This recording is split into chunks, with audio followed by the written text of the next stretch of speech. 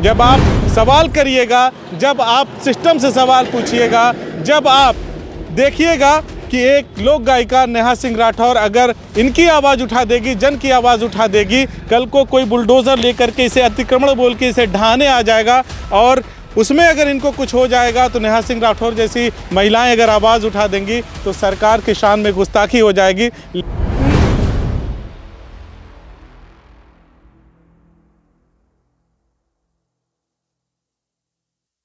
Cylinder मिला है?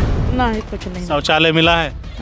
शौचालय भी नहीं बना है? नहीं। झूठ नहीं ना बोल रही हैं? झूठ नहीं बोले साहब, कौन अच्छा। झूठ बोले, कुछ मिलेगा?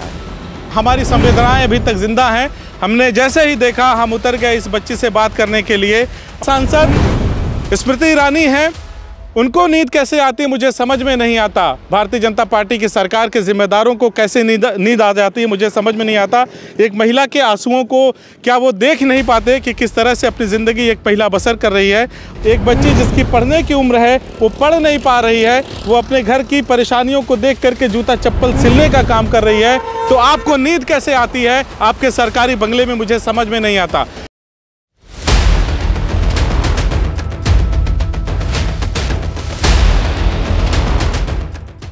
नमस्कार, बदलेगा भारत देख रहे हैं आप। इस वक्त उत्तर प्रदेश के अमेठी ज़िले में हैं। सड़क से हम लोग गुज़र रहे थे और सड़क से गुज़रते वक्त हमें यहाँ पे एक बच्ची दिखाई दी। ये बच्ची चप्पलों की सिलाई कर रही है। ये बच्ची चप्पलों की सिलाई कर रही है और इसे देख करके हमें रुकना पड़ गया और हमने सोचा कि क्यों ना इस बच्ची से बात किया जाए। उसकी माँ भी बगल में बैठी हैं, उनसे बात किया जाए और ये पूछा जाए कि आखिर ये बच्ची चप्पल क्यों सिल रही है। तो देर ना करते हुए इन लोगों से बातचीत करेंगे। लेकिन एक चीज़ और भी मैं आपको बता दूं कि अमेठी की जो सांसद हैं स्मृति ईरानी जी, वो यहाँ की सांसद हैं और यहाँ की हाल मैं क्या ही बताऊं। काफ़ी क्षेत्रों में मैं घूम रहा हूं आज, तो हाल बताने की ज़रूरत नहीं, वो चुनावी कार्यक्रम के दौरान हम लोग आपको दिखाएंगे कि क्या हाल है अमेठी का। बहरहाल मुद्दा क्योंकि एक बच्ची चप्पल सिल रही है और ये देखिए किस तरह से सिल रही है, तो इससे ही सीधा बात करेंगे और जानने की कोशिश करेंगे कि आखिर ये चप्पल क्यों सिल रही है। क्या नाम है तुम्हारा? रोशनी। कितना उम्र है रोशनी? थोड़ा ऊपर ऊपर देखो। 10 साल। 10 साल। पढ़ने जाती हो? नहीं जाती? तो कब से चप्पल सिल रही हो? अरे ज़्यादा। हाँ, 2 साल से सिल रही है। आप माँ हैं उनकी? हाँ माँ। तो पढ़ने क्यों नहीं भेजती हैं? क्या दिक्कत परेशानी है कि चप्पल मजबूरी, अब खाने पीने का, अपने खर्चा पानी का, हर चीज का मजबूरी पर बाप नहीं ना, तो तब तो सिल रही है। आपके पति का देहांत हो चुका है? हाँ। कब हुआ? 2 साल हो गए। 2 साल हो गए। कितने बच्चे हैं आपके? 6 जने। लड़का लड़की कितने हैं? 3 लड़का है, 3 लड़कियां हैं। बड़ा लड़का कितना बड़ा है? हाँ, सरियारी कहाँ है, वे दारू सारू, मतलब दारू सारू पिए तो उनसे कोई मतलब नहीं ना। अच्छा, वो शराब पीते हैं, घर से कोई मतलब नहीं है? नहीं। बड़ी बिटिया है, शादी करे लायक है। तो शादी कितने जनों का हुआ है? उन्हें एक जने के भाई है, उन्हें। बड़े वाले लड़के का शादी हो गया, बाकी किसी का नहीं हुआ? नहीं। उसके बाद कितने साल का है छोटा वाला लड़का? हाँ, एक दिन आई रही है ना, और छोटका लड़का हवे। मकान उकान है? मकान साहब का कच्चा हवे।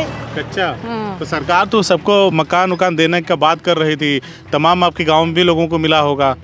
हाँ, मिला तो है। अब सरकार लिखावा पढ़ावा भरावा मिले को तो मिलवे करे। मिला नहीं?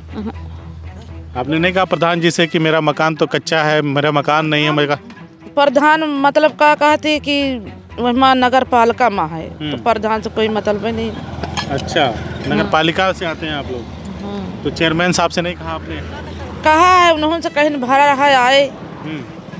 अब धीरखा दे, अब जब आ जाए तो जाने। अच्छा, और कौन कौन सी सरकारी सुविधा मिलती है आपको? अब कौन का बताइए। सिलेंडर मिला है? नहीं, कुछ नहीं। शौचालय मिला है?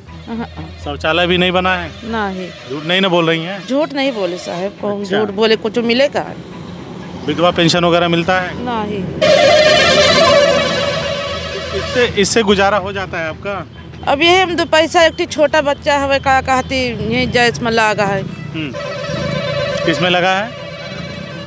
अरे जैसे मोटरसाइकिल के गाड़ी का सामान है तो बाहर से आवत थी। हाँ। तो साथ में रहे एक जने लड़का। अच्छा। तो वही लगा ली साथ, तो वहीं लगा कर थी। तो तुम्हारा रोशनी पढ़ने उड़ने का मन नहीं करता दूसरे बच्चों को देख करके कि हम भी स्कूल जाएं? हाँ। करता है। तो कभी पढ़ने गए ही नहीं?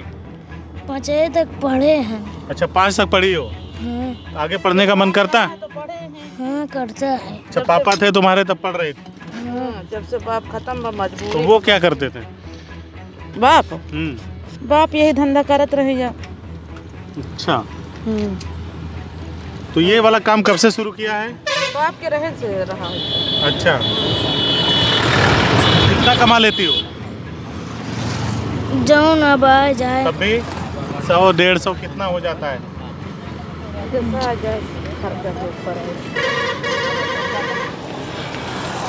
भैया ये हाल है उत्तर प्रदेश के अमेठी ज़िले का। और देश में शिक्षा व्यवस्था की जब बात होती है तो बड़े बड़े दावे किए जाते हैं और पता नहीं सरकार का कौन सा ऑडिट सिस्टम है, कौन सा सोशल ऑडिट करती है सरकार की ऐसे गरीब ऐसे ज़रूरतमंद लोग उनको दिखाई नहीं देते।